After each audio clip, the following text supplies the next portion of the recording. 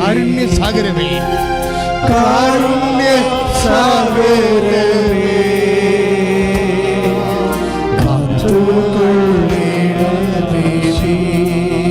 കാരുണ്യസാഗരമേ, കാരുണ്യസാഗരമേ,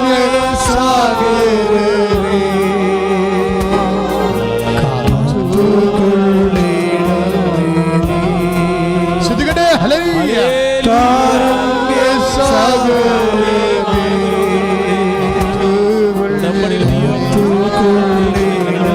ശ്രദ്ധിക്കട്ടെ. എല്ലാവരും ശ്രദ്ധിക്കട്ടെ, ശക്തമായി ശ്രദ്ധിക്കട്ടെ. കർത്താവേ, കർത്താവേ, അടിപ്പുഴ പോലെ കർത്താവേ, അടിപ്പുഴ പോലെ കർത്താവേ, ആഘാതം പോലെ കർത്താവേ, അങ്ങയുടെ തിരുമാറുന്ന വലത് കരത്താൽ ഇപ്പോൾ ഓൺലൈനായും വാസത്തിലും പങ്കെടുക്കുന്ന ഓരോ മകനെയും മകളെയും കർത്താവേ നീ സ്പർശിക്കണമേ, നീ സ്പർശിക്കണമേ.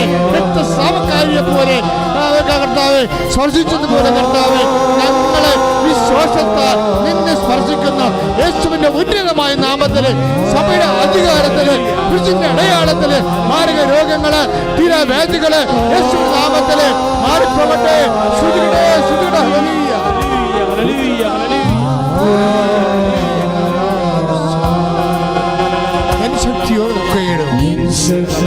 ശക്തിയോടും നിന്നെ സ്നേഹിച്ചിടുന്നേ, നിന്നെ നനച്ചു വാഴും, നിന്നെ നനച്ചു വാഴും, നിന്നെ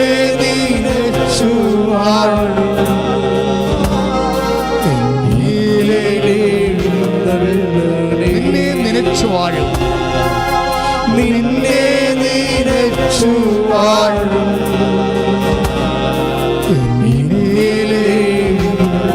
ഈശോ ശ്രദ്ധിക്കട്ടെ. ഹല്ലേലൂയ, ശ്രദ്ധിക്കട്ടെ. ഹല്ലേലൂയ. നിന്നെ നനച്ചു വാഴും, നിന്നെ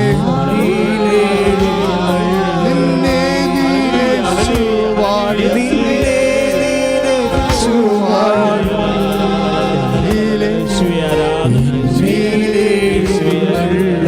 കർത്താവേ കരുണയോടെ അനേകം മക്കൾ കർത്താവേ കണ്ണുനീരോടെ അങ്ങയുടെ തിരുസന്നിധിയിൽ നിന്നെ നനച്ചുകൊണ്ട് നിന്നെ ഓർത്തുകൊണ്ട് കർത്താവേ പ്രാർത്ഥിക്കുന്ന കർത്താവേ അവരെല്ലാം കർത്താവേ നീ എഴുന്നള്ളി വസിക്കണമേ.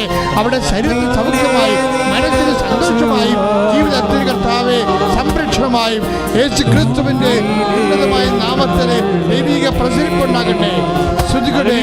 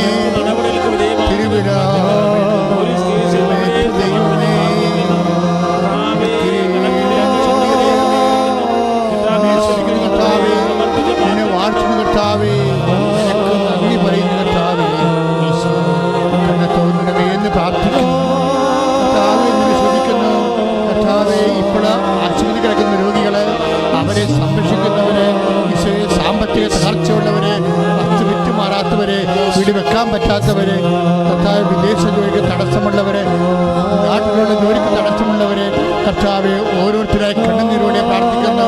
ഉടമ്പടി എടുത്തവർക്ക് ഇതുവരെ അടയാളം കിട്ടാതിരിക്കുന്നവരെ അവരെല്ലാം സ്പർശിക്കുന്നത് പ്രാർത്ഥിക്കുന്നു. വഴിയില്ലാത്തവരെ, വെള്ളമില്ലാത്തവരെ, വെളിച്ചമില്ലാത്തവരെ കർത്താവ്, കുടുംബത്തിൽ കലഹമുള്ളവരെ, വിവാഹം ഒത്തുവരാത്തവരെ, മക്കളില്ലാത്തവർ കർത്താവ്, ഉള്ള മക്കൾ കോട്ടസം പോലുള്ള രോഗങ്ങളുള്ള കർത്താവ്, ഈശോ മാതാപിതാക്കന്മാർ ആശുപത്രിയിലായി പോയവരെ നടപടി നേരിടുന്ന അനുഭവിക്കുന്നവരെ, സാമ്പത്തിക തകർച്ച അനുഭവിക്കുന്നവരെ ഈശോ കണ്ണുനീരോടെ പ്രാർത്ഥിക്കുന്ന കർത്താവേ, അങ്ങനെ വലിയ കൃപ അമ്മേ, പരിശുദ്ധമ്മേ, ദൈവമാതാവേ, അവർക്കെല്ലാം വേണ്ടി മധ്യസ്ഥം വഹിക്കണമേ.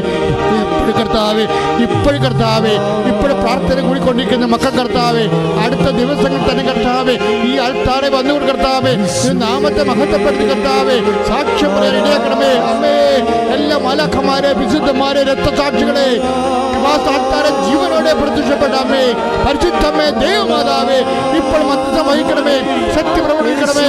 മാരക രോഗങ്ങള്, പീഡാവേദികള്, ജീവിത ദുരിതങ്ങള്, ഉടമ്പടി വിട്ടുവച്ചിരിക്കുന്ന എല്ലാ ദൈവങ്ങളുടെ തടസ്സങ്ങള് യേശു ക്രിസ്തുവിന്റെ ഉന്നതമായ നാമത്തില് മാറിപ്പോകട്ടെ. ശ്രുതിക്കട്ടെ. ഹല്ലേലൂയ.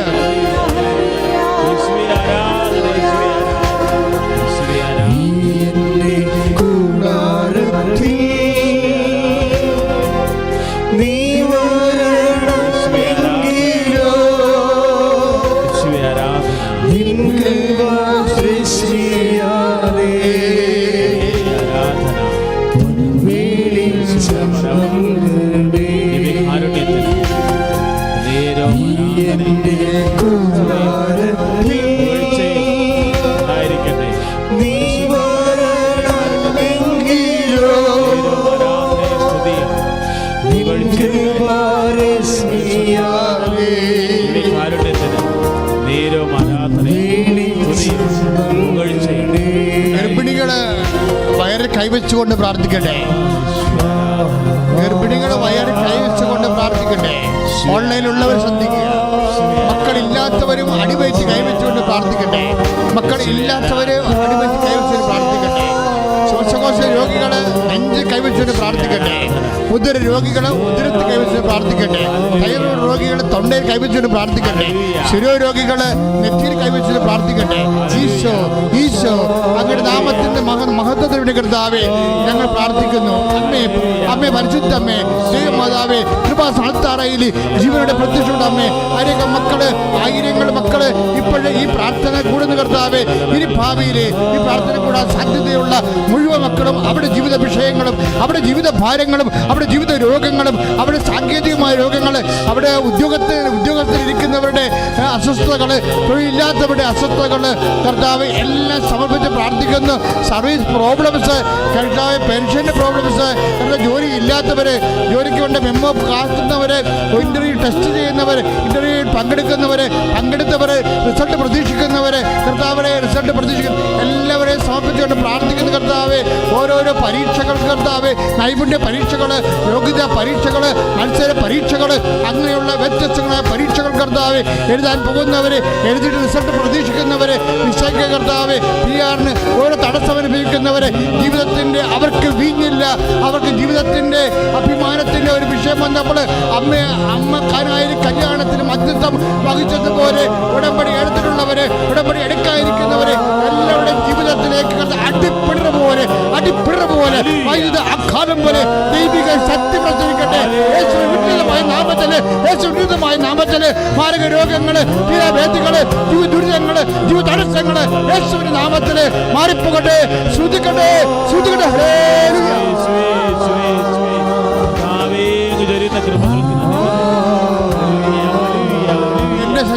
എൻ ശക്തി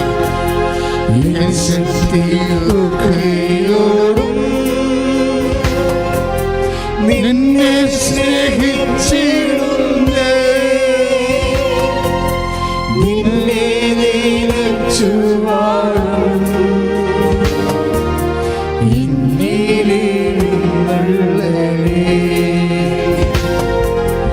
എൻ ശക്തി ഒക്കെയോടും നിന്നെ സ്നേഹിച്ചിടുന്നേ, നിന്നെ നിലച്ചു വാഴും എന്നിലെഴുന്നള്ളണേ.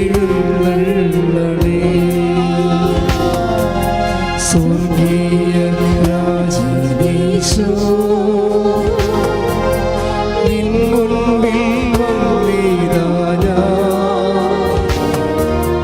കാരുണ്യ സാഗരമേ കാത്തുകൊള്ളണമേ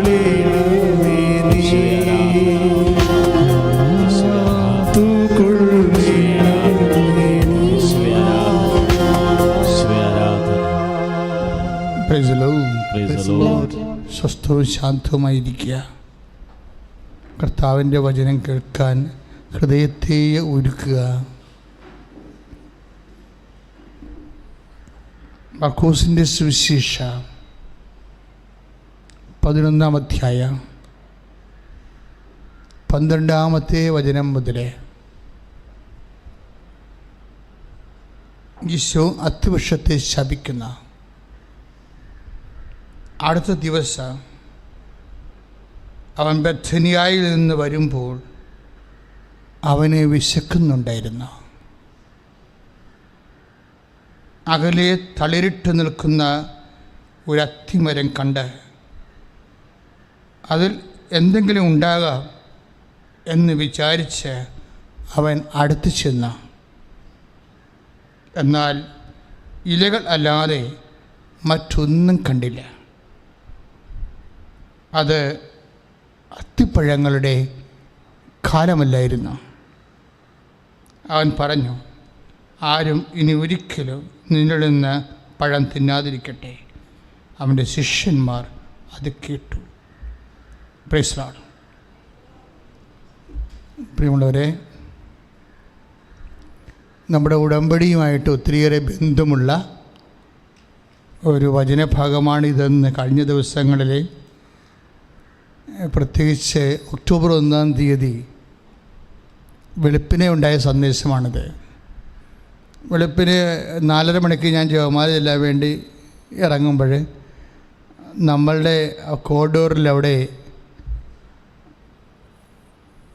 മാതാവിൻ്റെ പ്രത്യക്ഷീകരണത്തിൻ്റെ ഓർമ്മയ്ക്ക് വേണ്ടി പ്രതിഷ്ഠിക്കപ്പെട്ടിരിക്കുന്ന രൂപത്തിൻ്റെ മുമ്പിൽ ഞാൻ ഒരു നിമിഷം നിന്നിട്ടാണ് ഇങ്ങോട്ട് വന്ന് ഇവിടെ ഒന്ന് ജപമാല ചെല്ലണത്. ആ സമയത്താണ് ഈ അത്തിവൃക്ഷത്തിൻ്റെ മെസ്സേജ് എൻ്റെ മനസ്സിലോട്ട് വന്നത്. അമ്മ പറഞ്ഞ ഇതാണ്, ഈ അത്തിവൃക്ഷത്തിൻ്റെ അകലെ തളിരിട്ട് നിൽക്കുന്ന ഒരു അത്തിവൃക്ഷം ഈശോ കണ്ടു. അപ്പോൾ അവൻ ജെറുസലേം ദേവാലയത്തിലേക്ക് പ്രഭാതത്തിൽ പോകുന്ന സമയത്ത് അവന് വിശന്നപ്പോഴാണ്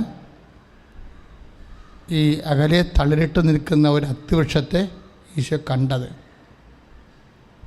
അപ്പോൾ ഈശോ ശിഷ്യന്മാരെന്നാ വിചാരിച്ചു, അതിൽ എന്തെങ്കിലും ഉണ്ടാകാം, പഴം എന്തെങ്കിലും ഉണ്ടാകും. നമ്മുടെ ചെറിയ അത്തിവൃക്ഷമല്ല, അവിടെ വലിയ അത്തിവൃക്ഷമാണ്. ഇത്രയുള്ള ഒരെണ്ണം കഴിച്ചാൽ തൽക്കാലത്തേക്ക് നിൽക്കാൻ പറ്റും. ഇപ്പം നമ്മുടെ നാട്ടിലൊക്കെ ആയത്ത് കൊണ്ടുവന്ന് വെച്ച് പിടിപ്പിക്കാൻ തുടങ്ങിയിട്ടുണ്ട്. ഞാൻ കഴിഞ്ഞ കൊല്ലം ഇരുന്ന എൻ്റെ ഇടവകപ്പള്ളിയിൽ ഞാൻ അത് വെച്ചിട്ടുണ്ട്. വലിയ അത്തിക്കായാണ്. അപ്പോൾ അവിടെ ചെല്ലുമ്പോൾ പക്ഷേ അത്തിമരം ഇതിൽ കായില്ല. അപ്പോൾ ഈശോ പറഞ്ഞു, ഇത് ഇനി ഒരിക്കൽ നിന്നിൽ നിന്ന് ആരും ഫലം പറിക്കാതിരിക്കട്ടെ. ഇപ്പോൾ ബൈബിളിലെ ചില യുക്തിവാദികളെടുത്ത് വിവാദപരമായിട്ട് ഉപയോഗിക്കുന്ന ഒരു ഭാഗമാണിത്. അതിന് കൃത്യമായ മറുപടി നമുക്കുണ്ട്, അത് ഞാൻ പറയും.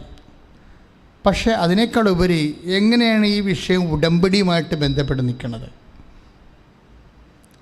കാര്യം, ഈശോയ്ക്കൊരു ഒരു ആവശ്യം വന്നു, വിശപ്പ്. ശരീരത്തിൻ്റെ 3 ആവശ്യങ്ങൾ: ഒന്ന് വിശപ്പ്, പിന്നെന്താണ് വസ്ത്രം, പിന്നെന്താണ് പാർപ്പിടം. ഇതെല്ലാം അടിസ്ഥാന ആവശ്യങ്ങളൊക്കെ ഒഴിച്ചു മാറ്റാൻ പറ്റാത്ത അവസ്ഥ. നമ്മുടെ ജോലിയും വിദ്യാഭ്യാസവും എല്ലാം വിശപ്പുമായിട്ട് ബന്ധപ്പെട്ട് നിൽക്കുന്ന വിഷയങ്ങളാണ്. പാർപ്പിടവും വസ്ത്രവുമായിട്ടും ബന്ധപ്പെട്ട് നിൽക്കുന്ന വിഷയങ്ങളാണ്. ഇവിടെ IELTS OILTS ഒക്കെ സാക്ഷ്യം പറയുമ്പോൾ ചില ആൾക്കാർ പറയും, ഇതെന്ത് ധ്യാനകേന്ദ്രമോ, OIT ധ്യാനകേന്ദ്രമാണ്. പക്ഷേ OIT എന്ന് പറഞ്ഞാൽ എന്താ? അവർ പഠിച്ച് ജയിച്ചു പോയാൽ ബാക്കി അനിയത്തിനെ പഠിപ്പിക്കാൻ പറ്റും, ആങ്ങളുടെ ജോലി സെറ്റ് ചെയ്യാൻ പറ്റും, വീട് വെക്കാൻ പറ്റും, വസ്ത്രം മേടിക്കാൻ പറ്റും, അടിസ്ഥാന കാര്യങ്ങളെല്ലാം ചെയ്യാൻ പറ്റും. എന്തുകൊണ്ടാണ് ഇതൊക്കെ ഇവിടെ അമ്മ ചെയ്യണമെന്ന് ചോദിച്ചു കഴിഞ്ഞാൽ, കാനായിൽ വീണ്ടും തീർന്നു പോകണമെന്ന് പറയുമ്പോൾ ഒരു ആത്മീയ പ്രശ്നമല്ലത്. അതെന്താണ്? ഒരു ശാരീരിക പ്രശ്നമാണ്. ഇനി തീർന്നു പോയ നാട്ടുകാരുടെ മുമ്പിൽ ചിലപ്പോൾ അപമാനം കിട്ടും, അവരുടെ മാനസിക പ്രശ്നമാണ്. അപ്പോൾ ഒരു ശാരീരിക പ്രശ്നവും മാനസിക പ്രശ്നവും മാനുഷിക പ്രശ്നമാണ്. അപ്പം മാനുഷിക പ്രശ്നത്തെയാണ് കാനായിൽ കൈകാര്യം ചെയ്യണത്. എങ്ങനെ കൈകാര്യം ചെയ്യണത്? അവൻ പറയണത് പോലെ ചെയ്യാൻ പറയുമ്പോൾ ദൈവത്തിൻ്റെ വചനമനുസരിച്ച് ജീവിക്കാൻ വരുമ്പോൾ ഭൗതിക സാഹചര്യങ്ങളെ ദൈവം ക്രമീകരിക്കും. അതാണ് ഉടമ്പടിയുടെ അന്തസത്യം എന്ന് പറയുന്നത്. അപ്പോൾ മനുഷ്യന് ഇവിടെ അത്യാവശ്യം എന്ന് പറയുന്നത് വലിയ ഓരോരുത്തർക്കും ഓരോതരം ആവശ്യമാണ്. ഓരോരുത്തർക്കും ഒരേ ആവശ്യം. ചില പിള്ളേർക്ക് ഒരു സൈക്കിൾ മതിയാവും നാട്ടിലുള്ള സ്കൂളിലോട്ട് പോകാൻ, അതാണ് അവരുടെ ആവശ്യം. പക്ഷേ അവരുടെ അപ്പന് കാർ ആവശ്യമുണ്ട്. എന്താ കാര്യം? അയാൾക്ക് കമ്പനി പോകണം. ഈ കാറ് കാണിച്ചാൽ നമ്മൾ ഓട്ടോറിക്ഷക്കാർ ചെന്ന് ബാങ്കിൻ്റെ വാതിക്കൽ നിന്ന് കഴിഞ്ഞാൽ നമുക്ക് ലോൺ കിട്ടത്തില്ല. പക്ഷേ കാറ് കിട്ടുന്നുണ്ട് എന്നാൽ ചിലപ്പോൾ ലോൺ കിട്ടും. അതിൻ്റെ റാങ്കിങ്ങാണ്, അവരുടെ അസസ്മെൻ്റ് അതാണ്. അവന് കാറ് മേടിക്കാൻ സാധ്യതയുണ്ടെങ്കിൽ തീർച്ചയായിട്ടും ഇവർ റീഫണ്ട് ചെയ്യും എന്ന് മാനേജറിന് മനസ്സിലാവും. അപ്പോൾ ഒന്നും തെറ്റല്ല. ഓരോരുത്തരുടെ ജീവിത രീതിക്ക് അവരവർക്ക് പറ്റുന്ന ജീവിത അവസ്ഥകൾ ഉണ്ടാകണം. അതവരുടെ ആവശ്യമാണ്. അതവരുടെ ആവശ്യമാണ്. ചിലക്കാർ വളരെ ഇപ്പം BMW പോലെ കാറൊക്കെ വാങ്ങിക്കുന്നു. അതെന്നാ വാങ്ങിക്കണത്? അവരുടെ ബിസിനസ് അതാ. അവർ അത് വാങ്ങിച്ചില്ലേ മിക്കവാറും അവർക്കെന്തോ ചിലപ്പോൾ ഷെയർ മാർക്കറ്റിൽ അവിടെ റേറ്റിംഗ് പോയെന്ന് വരും. കാര്യം പൊട്ടിയെന്ന് ആൾക്കാർക്ക് മനസ്സിലാവും. അതുകൊണ്ട് പൊട്ടിപ്പോയാലും ആൾക്കാർ ബ്രാൻഡഡ് കാറ് വാങ്ങിക്കും. ഇതൊന്നും തെറ്റല്ല. അവൻ്റെ ജീവിതമായിട്ടത് ശരിയാണ്. അവൻ്റെ ജീവിതം അവൻ കാണിക്കുന്ന കാര്യങ്ങളും നമ്മൾ കാണിക്കാൻ, ഈ ലോ ബഡ്ജറ്റുകാരൊന്നും കാണിക്കാൻ വരുമ്പോഴാണ് പണി കിട്ടുന്നത്. അതല്ല, അത് അവന്. ബൈബിൾ പറയണത് എല്ലാവർക്കും എല്ലാം നല്ലതല്ല. പ്രഭാഷകൻ്റെ പ്രധാനപ്പെട്ട ഒരു വചനമാണ്. എല്ലാവർക്കും എല്ലാം നല്ലതല്ല. അപ്പോൾ ഓരോരുത്തർക്ക് യോജിച്ച രീതിയിലാണ് അവർ പോകുന്നത്. ഞാൻ പറയണത് ഇതെല്ലാം ആവശ്യമാണ്. അവരവരുടെ ആവശ്യങ്ങളാണ്. ഇപ്പോൾ ഈശോയ്ക്ക് വിശന്ന് അതൊരു ആവശ്യമാണ്. പക്ഷേ പല ആവശ്യങ്ങളുടെയും പ്രശ്നം എന്താണ്? ഈ സമയത്തിൻ്റെ ടൈം കണ്ടൻറ്റ് ചിലപ്പോൾ നമുക്ക് അനുകൂലമല്ലാതെ വരും. അതാണ് മർക്കോസ് പറയണത് 11:13. എന്താ പറയണത്? അത്തിപ്പഴം അന്വേഷിച്ചു, പക്ഷേ അത്തിപ്പഴത്തിൻ്റെ കാലമല്ലായിരുന്നു. കാലം അവിടെ ടൈമാണ്. കൃപാസ്ഥാനത്താരെ സമയക്കടികാരവുമായിട്ടാണ് നമ്മൾ പ്രത്യക്ഷപ്പെട്ടത്. അതുകൊണ്ട് കാലത്തോട് ബന്ധപ്പെട്ടുള്ള എല്ലാ കാര്യങ്ങളും പരിശുദ്ധാത്മാവ് എന്നെ തൊട്ട് കാണിച്ചു തരും. ഞാൻ തേടിപ്പിടിക്കണതല്ല, കർത്താവിനെ തൊട്ട് കാണിക്കുന്നതാണ്. ഇത് ടൈം കണ്ടൻ്റുള്ള വിഷയമാണ്. ഇതിൻ്റെ വിഷയം ഇങ്ങനെയാണെന്ന് പറയും. അപ്പോൾ അത്തിപ്പഴത്തിൻ്റെ ഒരു വിഷയത്തിൻ്റെ കാലമല്ലെങ്കിലും can we aspire? Yes, we can aspire. ഒരു കാലമല്ല. ഒരു ദിവസം ഞാനൊരു വീട്ടിലിരിക്കുകയായിരുന്നു വർഷങ്ങൾക്ക് മുമ്പ്. അപ്പം ഞാൻ അവൻ്റെ മുഖത്ത് നോക്കിയിട്ട്, ആ വീട്ടുകാരൻ്റെ മുഖത്ത് നോക്കിയിട്ട് പറഞ്ഞു, വീട് വെക്കാൻ സമയമായെന്ന് പറഞ്ഞു. അപ്പോൾ പറഞ്ഞ് പാകോടുമ്പോൾ നടന്നത് 14 പേരുടെ പേരിലാണ് ഇത് ഇരിക്കണത്. അവന്മാരെല്ലാം തുമ്മം മുറുകുമ്പോൾ ചാണ്ടുകളാകും, അങ്ങനെ നിൽക്കുകയാണ്. അല്ല, ഇത് കർത്താവിൻ്റെ സമയമാണ്. അവരെല്ലാം നിന്നെ അനുകൂലമാക്കി മാറ്റുമെന്ന് പറഞ്ഞു. അത്രേ ഉള്ളൂ. ഒറ്റ കൊല്ലം കൊണ്ട് വീട് വെച്ച് മാറി. പാകോടമ്പടിയും കൊണ്ട് എത്ര വർഷമായിരുന്നതാണ്. അപ്പോൾ ദൈവം ഇടപെട്ടാൽ എത്ര പേർ ഭാഗോടമ്പടിയിൽ അങ്ങോട്ടും ഇങ്ങോട്ടും പിണങ്ങിക്കഴിച്ചാലും ദൈവം ഇടപെട്ടാൽ നമുക്ക് അനുകൂലമായ സമയമാകും. കാര്യം മനസ്സിലായില്ലേ? അപ്പം നാട്ടുകാരല്ല നമ്മുടെ പ്രാതികൂലമെന്ന് പറയണത്. നിങ്ങൾ ബന്ധുക്കൾ, ഇപ്പോൾ ഒരു ഭാഗോടമ്പടി വിഷയമാണ്. ചേട്ടനും അനുജനും പല അപ്പനും അമ്മയും മരിച്ചുപോയി, ചിറ്റപ്പന്മാർ മരിച്ചുപോയി. അത് കാരണം ചിറ്റപ്പന്മാർക്കൊണ്ട് ഓഹരിക്ക് ചിറ്റപ്പന്മാരുടെ മക്കൾ എല്ലാവരും ഒരു അവകാശികളാണ്. ഇതിൽ ഒരെണ്ണം ബോംബെ, ഒരെണ്ണം എറണാകുളത്ത്, ഒരെണ്ണം കാനഡയിൽ, അങ്ങനെ കിടക്കും. ഈ സംഭവത്തിന് എല്ലാം ഭരിച്ചുകൊണ്ട് വന്നിട്ട് ഒരിക്കലും ഈ ഭാഗോടമ്പടി നടക്കത്തില്ല. പക്ഷേ അവിടെ ദൈവം ഇടപെട്ടാൽ ഈ പ്രതികൂലങ്ങളെല്ലാം ആ സെക്കൻഡ് അനുകൂലമാകും. അപ്പോൾ പ്രതികൂലം എന്ന് പറഞ്ഞാൽ എന്താണ് മക്കളെ? അത് നീ പറയണ ബന്ധുക്കളോ സ്വന്തപ്പെട്ടവരോ ഓഫീസോ സർക്കാരോ കോടതി നിയമമോ ഒന്നുമല്ല. പ്രതികൂലം എന്ന് പറഞ്ഞാൽ എന്താണ്? ദൈവം ഇടപെടാത്ത ഒരു കാലത്തിനാണ് പ്രതികൂലം എന്ന് പറയണത്. ദൈവം ആ വിഷയത്തിൽ ഇടപെട്ടാൽ ആ സെക്കൻഡിൽ എല്ലാം അനുകൂലമായി മാറും. ഉടമ്പടി എല്ലാ പ്രതികൂലങ്ങളെ മാറ്റിക്കൊണ്ട് ദൈവത്തെ ഇടപെടുത്തിക്കൊണ്ട് നിനക്ക് നിൻ്റെ ജീവിതത്തിൻ്റെ എല്ലാ പ്രതിസന്ധികളെയും നിനക്ക് അനുകൂലമായി മാറ്റുന്ന പ്രാർത്ഥനയാണ്. ശ്രദ്ധിക്കട്ടെ. ഹല്ലേലൂയ. കരങ്ങൾ ഉയർത്തിക്കൊണ്ട് ശ്രദ്ധിക്കുന്നു. ഹല്ലേലൂയ. കർത്താവേ, ഉടമ്പടി എടുത്തിട്ടുള്ള എല്ലാ ദൈവമക്കളെയും സമർപ്പിച്ച് പ്രാർത്ഥിക്കട്ടെ. എല്ലാ നിയോഗങ്ങളെയും സ്പർശിക്കുന്ന കർത്താവേ, ഉടമ്പടി എടുക്കാൻ ആഗ്രഹിക്കുന്നവരെ സ്പർശിക്കുന്ന കർത്താവേ, ഈ സമയം തത്സമയ നിയോഗങ്ങൾ സമർപ്പിക്കുന്നവരെ ഏറ്റെടുക്കണമേ. രോഗികളും ദുരിതങ്ങൾ വേദന അനുഭവിക്കുന്നവരെ ഏറ്റെടുക്കണമേ. കടഭാരത്തിൽ കഴിയുന്നവരെ ഏറ്റെടുക്കണമേ. ഓൺലൈൻ വിദ്യാഭ്യാസം മക്കളെ സമർപ്പിക്കുന്നു, അത് ഏറ്റെടുക്കണമേ. കർത്താവേ, തിരുസഭയുടെ മേൽ അനുഗ്രഹം വർഷിക്കണമേ. ഹല്ലേലൂയ, ഹല്ലേലൂയ, ഹല്ലേലൂയ, ഹല്ലേലൂയ, ഹല്ലേലൂയ, ഹല്ലേലൂയ, ഹല്ലേലൂയ. യേശുവേ ആരാധന.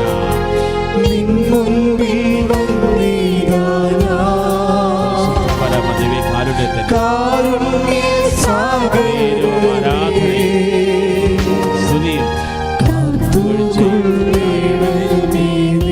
പരിശുദ്ധ പരമദിവ്യ കാരുണ്യത്തിന് നേരവും ആരാധനയും സ്തുതിയും പുകഴ്ചയും ഉണ്ടായിരിക്കട്ടെ. പരിശുദ്ധ പരമദിവ്യ കാരുണ്യത്തിന് നേരവും ആരാധനയും സ്തുതിയും പുകഴ്ചയും ഉണ്ടായിരിക്കട്ടെ.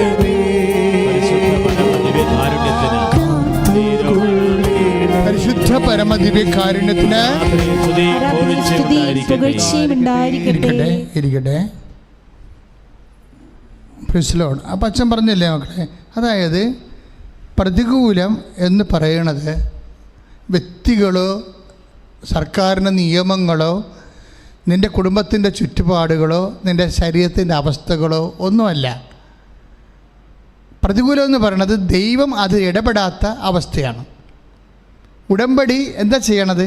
ദൈവത്തെ അതിൽ ഇടപെടുത്താൻ പറ്റുന്ന അനുകൂല അവസ്ഥ, നിൻ്റെ അനുതാപം, നിൻ്റെ കാരുണ്യ പ്രവൃത്തികൾ, അതുപോലെ നിൻ്റെ പ്രേക്ഷിത പ്രവർത്തനങ്ങൾ, നിൻ്റെ മനസ്സിൻ്റെ മാറ്റം, എല്ലാത്തിലൂടെ ദൈവം, നിൻ്റെ വിശ്വാസം, എല്ലാത്തിലൂടെയും ദൈവം ആ വിഷയത്തിൽ ഇടപെട്ട് കഴിയുമ്പോൾ എല്ലാം അനുകൂലമായി മാറും. എല്ലാം അനുകൂലമായി മാറും. ഉടമ്പടി എല്ലാം ഇങ്ങനെ എല്ലാ തടസ്സമുള്ള വിഷയങ്ങൾ. അതുകൊണ്ട് എൻ്റെ മക്കൾ ഉടമ്പടി വിഷയങ്ങളിൽ വളരെ നിശ്ചിതമായ കാർക്കശ്യം കാണിക്കണം. ഇപ്പോൾ രാവിലെ ഞങ്ങൾ പറഞ്ഞിരിക്കുന്നത് എന്താണ്? 5:30 തൊട്ട് 6:30 മണി വരെയാണ് പ്രത്യക്ഷീകരണ പ്രാർത്ഥന. 6:45 പ്രാർത്ഥന ക്യാൻസൽഡാണ്. ഇന്നലെ കൊച്ചിന് ഭയങ്കര കരച്ചിലായിരുന്നു. അത് കാരണം കൊച്ചിൻ്റെ കൂടെ കിടന്ന് ഉറങ്ങാൻ താമസിച്ചു പോയി. അങ്ങനെ ഒരു കോംപ്രമൈസും ഒന്നും തന്നിട്ടില്ല.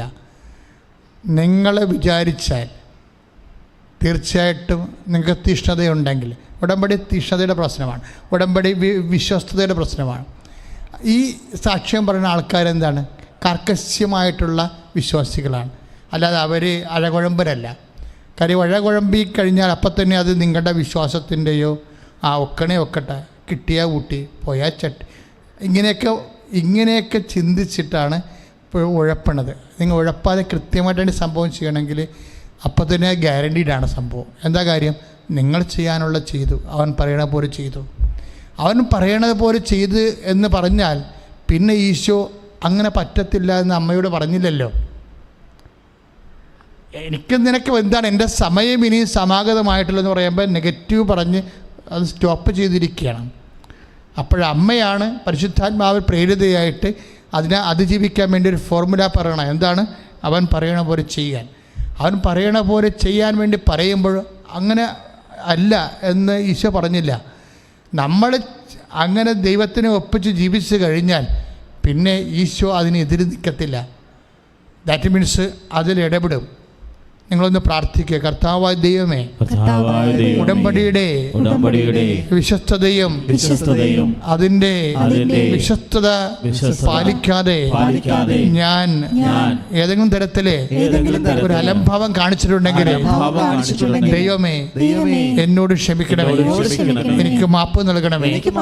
ഞാൻ ഉശിരോട് കൂടി ഇഷ്ടമായി ഞാൻ നിറവേറ്റിക്കൊള്ളാമെന്ന് ഈശോയുടെ നാമത്തിലെ പ്രതിജ്ഞ ചെയ്യുന്നു. പ്രിയപ്പെട്ടവരെ, നമ്മളെപ്പോഴും രണ്ടാമതൊരു വിഷയം, ഇപ്പം അത്തിപ്പഴത്തിൻ്റെ കാലമല്ലായിരുന്നു. അത്തിപ്പഴത്തിൻ്റെ കാലമല്ലായിരുന്നു. അപ്പോൾ ഈശോ എന്താ ഉദ്ദേശിക്കുന്നത്? ഏതെങ്കിലും ഒരു കാലം ഏതെങ്കിലും ഉണ്ടെന്നല്ല. ഇപ്പം നിങ്ങൾ പറയില്ലേ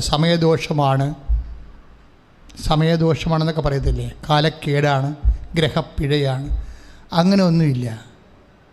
എല്ലാ കാലത്തിലും അത്തിമരം പൂക്കണമെന്നും അതിൽ ഫലം ഉണ്ടാകണമെന്നും ദൈവം ആഗ്രഹിക്കുന്ന. അതാണ് ഏറ്റവും വലിയ പ്രശ്നം. അതായത് കാലമല്ലായിരുന്നെങ്കിൽ അത് നാട്ടു നടപ്പനുസരിച്ചിട്ടും അവിടുത്തെ കാലാവസ്ഥ അനുസരിച്ചിട്ടും ഒരു സ്റ്റേറ്റ്മെൻറ്റാണ്, കാലമല്ലായിരുന്നു. പക്ഷേ ദൈവം ആഗ്രഹിക്കണത് എന്താണ്? എല്ലാ കാലത്തും പൂക്കണം, എല്ലാവർക്കും ആവശ്യത്തിന് ഉപകരിക്കണം. ഇപ്പം നിങ്ങൾ പറയില്ലേ, ബന്ധുക്കൾ ഒത്തിരി ഉണ്ട് അച്ഛാ, സ്വന്തപ്പെട്ടവരും ഉണ്ട്, പക്ഷേ അപ്പനെ ആശുപത്രി കൊണ്ടുപോയത് ബംഗാളിയാണെന്ന് പറയത്തില്ലേ? ഇതാണ് സംഭവം. ആവശ്യത്തിന് ബന്ധുക്കൾ, മക്കളുണ്ട്, സ്വിറ്റ്സർലൻഡിൽ, കാനഡയിൽ, അവിടെ ഇവിടെ എല്ലാം മക്കളുണ്ട്, അവർക്കൊക്കെ നല്ല ശമ്പളമുണ്ട്. പക്ഷേ പറഞ്ഞിട്ട് കാര്യമില്ല, അപ്പനെ ആശുപത്രി കൊണ്ടുപോകുന്നതും കൂടെ നിൽക്കേണ്ടതും കരിക്കരിക്കൽ അമ്മച്ചി കറക്റ്റായിട്ടറിയാം. അമ്മച്ചി 70 കൊല്ലത്തോളം 65 കൊല്ലത്തോളം യൂറോപ്പിൽ താമസിച്ചു, ഇപ്പോൾ എറണാകുളത്ത് താമസിക്കുന്നു. അമ്മയ്ക്ക് ആവശ്യത്തിന് മക്കളുണ്ട്, അവർക്കെല്ലാം ശമ്പളമുണ്ട്, അവർ വർഷങ്ങളായിട്ട് അമേരിക്ക താമസിച്ചിരുന്നവരാണ്. പക്ഷെ അമ്മയെ ഇപ്പം നോക്കുന്നത് ആരാണ്? അക്രൈസ്തവരായ 2 മക്കളാണ് നോക്കുന്നത്, അമ്മയെ നോക്കുന്നത്. അപ്പോൾ ഇതാണ് ആവശ്യത്തിന് ഉപകരിക്കുക എന്ന് പറയണത്. ഒരു പ്രധാനപ്പെട്ട വിഷയമാണ്. നമുക്കെല്ലാവരും ഉണ്ടാകാം, പക്ഷേ ആവശ്യത്തിന് ഉപകരിക്കണം നിർബന്ധമില്ല. ഇത് ആവശ്യത്തിന്, ഇപ്പം അത്തിമരം ആവശ്യത്തിന് ഉപകരിക്കണില്ലല്ലോ, ആവശ്യത്തിന് ഉപകരിക്കണില്ല. നിങ്ങളുടെ ജീവിതത്തിൻ്റെ ഒരു നമ്മുടെ ജീവിതത്തിൻ്റെ അനുഭവമാണ്. നമുക്കെല്ലാവരും ഉണ്ട്, എല്ലാത്തിനും സാഹചര്യമുണ്ട്, പക്ഷേ ആവശ്യത്തിന് ഉപകരിക്കണില്ല. ഇപ്പോൾ ഒരു 100 രൂപ എടുക്കാൻ പറഞ്ഞാൽ അവിടെ ഇല്ല. നമുക്ക് 2 ഏക്കർ സ്ഥലം അവിടെ കിടപ്പുണ്ട്, 100 ഏക്കർ റബ്ബർ അപ്പുറത്തുണ്ട്, ഇങ്ങനെ ഓരോ കാര്യങ്ങൾ പറയാം. പക്ഷേ നമ്മൾക്ക് ഇപ്പോഴും ഒരു 50,000 രൂപ എടുക്കാൻ പറഞ്ഞാൽ അവിടെ ഇല്ല. കാരണം നമ്മുടെ എല്ലാം ഡെഡ് മണിയാണ്. അച്ഛാ സ്ഥലം വിൽക്കണില്ല, അച്ഛാ സ്ഥലം വിൽക്കണില്ല എന്ന് പറയും, വിൽക്കാൻ പറ്റണില്ല എന്ന് പറയും. അപ്പോൾ ഞാൻ എൻ്റെ മറുകൃതി പറഞ്ഞു കൊടുക്കും, എന്താ ചെയ്യേണ്ടതെന്ന് പറഞ്ഞു കൊടുക്കും. എന്താ കാര്യം? സ്ഥലം ആവശ്യത്തിന് ഉപകരിക്കണം. നമ്മൾ മരിച്ചു കഴിഞ്ഞിട്ട്, അല്ലെങ്കിൽ ഈ സ്ഥലത്തിൻ്റെ ബാങ്കിൽ നിന്ന് എടുത്ത ലോൺ കൂടി അവസാനം അവർ ജപ്തി ചെയ്തുകൊണ്ട് പോയിട്ട് നമുക്കെന്ത് പ്രയോജനം? 2 ഏക്കറിൻ്റെ പുരയിടത്തിൻ്റെ ജന്മിയാണ് ഞാനെന്ന് പറഞ്ഞിട്ട് അവസാനം ആ ജന്മി 5 കൊല്ലം കഴിയുമ്പോൾ ബാങ്കായിട്ട് മാറുകയാണെങ്കിൽ നമുക്ക് ഈ സ്ഥലം കൊണ്ട് എന്ത് പ്രയോജനം? അപ്പോൾ ആവശ്യത്തിന് ഉപകരിക്കണമെന്നുള്ളത് ബൈബിളിൻ്റെ ഒരു നിലപാടാണ്. വിശക്കുമ്പോൾ അത്തിമരം പഴം തരണം. വിശക്കുമ്പോൾ അത്തിമരം പഴം തരണം. ഇല്ലെങ്കിൽ അതിനുള്ള സംവിധാനം ഉണ്ടാക്കണം. അല്ലെങ്കിൽ വേണ്ട എന്നുള്ള നടപടിയാണ് ഈശോ. അതൊക്കെ അരിഞ്ഞുപോയ സാധനം. ആവശ്യത്തിന് ഉപകരിക്കുന്നില്ലെങ്കിൽ വേണ്ട എന്ന നടപടിയാണ്. എന്താ കാര്യം വെച്ച് കഴിഞ്ഞാൽ ഇതിൻ്റെ അകത്ത് മിസ്റ്റേക്കൊന്നുമില്ല. കാര്യം വെച്ച് കഴിഞ്ഞാൽ അത്തിപ്പഴത്തിൻ്റെ കാലമല്ലായിരുന്നു എന്ന് ഇവിടെ മർക്കോസ് പറയുന്നുണ്ട്. പക്ഷേ മർക്കോസിൻ്റെ 13-ാം അധ്യായം നോക്കിയാലേ നമുക്ക് മനസ്സിലാകും ഈ അത്തിമരം തളിർക്കണത് എപ്പോഴാണ്? വേനൽക്കാലത്താണ്. അപ്പോഴേ ഈശോ ഇവിടെ വന്നിരിക്കുന്നത് നേരെ മർക്കോസ് ഇപ്പോൾ 11-ാം അധ്യായത്തിൽ എന്താ പറഞ്ഞിരിക്കുന്നത്? തളിരിട്ട് നിൽക്കുന്ന ഒരു അത്തിമരം കണ്ടെന്നാണ് പറയണത് ഈശോ. ദാറ്റ് മീൻസ് വേനൽക്കാലത്താണ് ഈശോ അത്തിമരത്തിൽ വന്നിരിക്കുന്നത്. അപ്പോൾ ഇസ്രായേലിൻ്റെ വേനൽക്കാലം ഏതാണ്? ജൂൺ മാസമാണ്, ലേറ്റ് ജൂണാണ്. ജൂൺ മാസം, നമ്മുടെ വേനൽക്കാലം എന്ന് പറഞ്ഞാൽ മെയ് മാസം അവസാനിക്കും അല്ലേ? ഇസ്രായേലിന് 1 മാസം കൂടി ഉണ്ട് വേനൽക്കാലം. ജൂൺ അവസാനമാണ് ഈ അത്തിമരത്തിലേക്ക് ഈശോ വരണത്, അതിൽ പഴമുണ്ടോ എന്ന് നോക്കുന്നത്. പക്ഷേ ആ നോട്ടത്തിൽ തെറ്റില്ല.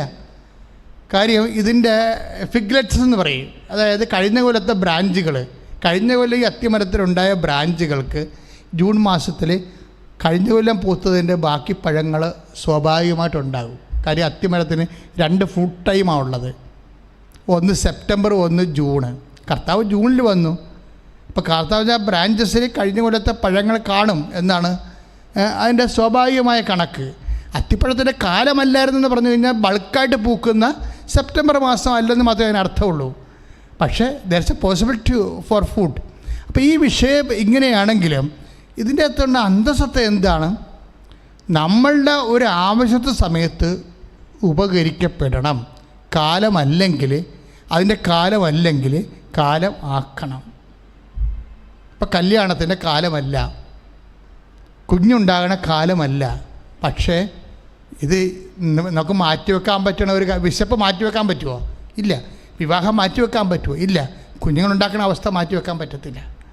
അപ്പോൾ ഈ മാറ്റിവെക്കാൻ പറ്റാത്ത അവസ്ഥകൾ നടക്കുക മാത്രമേ പറ്റത്തുള്ളൂ. അതിനെന്താ മാർഗം? കാലമല്ലെങ്കിൽ കാലമാക്കിയെടുക്കണം. സമയമായില്ലെന്ന് ഈശോ പറയുമ്പോൾ അമ്മ പറയും സമയമായില്ല, കാലമായില്ല. പക്ഷേ അവൻ പറയണ പോലെ ചെയ്യുക.